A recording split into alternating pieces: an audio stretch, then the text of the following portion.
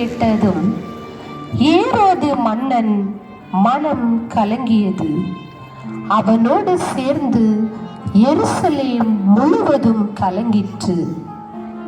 ஏரோது ஞானிகளை அழைத்து குழந்தையை பற்றி திட்டவட்டமாய் அறிந்து வாருங்கள் என கூறி அனுப்பினான். அப்போது வானில் நட்சத்திரம் வழிகாட்ட அது சென்ற பாதையில் 3 ஞானிகளும் சென்றனர். குழந்தை இருந்த இடம் வந்ததும் அவரை வணங்கி தான் கொண்டு வந்த பொருட்களை குழந்தை இயேசுவுக்கு பரிசாக வழங்கினர்.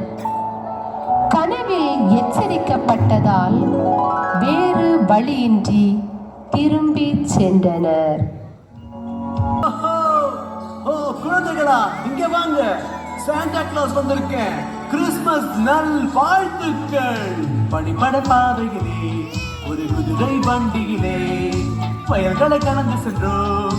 புன்னகையுடனே மணிகள் சத்தத்தினார் உல்லாசம் நிறைந்து கிறிஸ்துமஸ் இரவில் பாடும் உல்லாச பாட்டு. ஓ மணியோசை மணியோசை வழி முழுதும் மணியோசை. குதிரை வண்டியில் ஆனந்தமாய் பாடி செல்வது என் ஆசை. ஓ மணியோசை மணியோசை வழி முழுதும் மணியோசை. குதிரை வண்டியில் ஆனந்தமாய் பாடி செல்வது என் ஆசை. அன்பென்று மழையிலே அகிலங்கள் அணையவே அதிரூபன் தோன்றினானே. வைக்கோலின் மேல் ஒரு வைரமாய் வைரமாய் வந்தவன் மின்னினானே.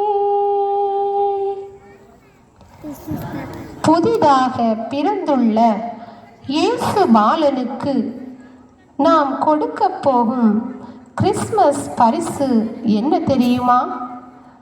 நம் அருகில் வாழும் வசதி இல்லாத ஏழை எளியோருக்கு உதவி செய்து அவர்களது மகிழ்ச்சியில் பங்கு கொள்வதுதான்.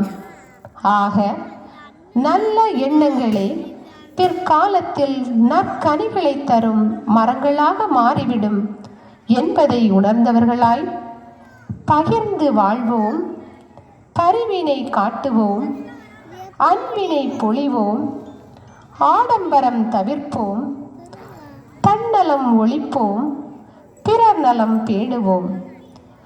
அமைதியும் மகிழ்வும் நிலவ இந்த அருட்பெரும் ஜோதியாம் இறையை வேண்டுவோம். நன்றி.